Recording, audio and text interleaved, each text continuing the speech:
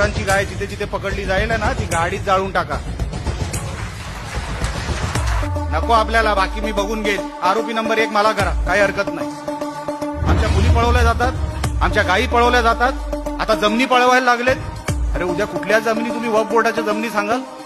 आता मी सांगतो उद्या ते जे मुंबईला हाजी हल्ली आहे ना ती आमचीच आहे, आमच्या संस्थेची आहे. माझ्या आजोबांनी घेऊन ठेवली होती, पेपर बनवायला विसरले. देशील काय?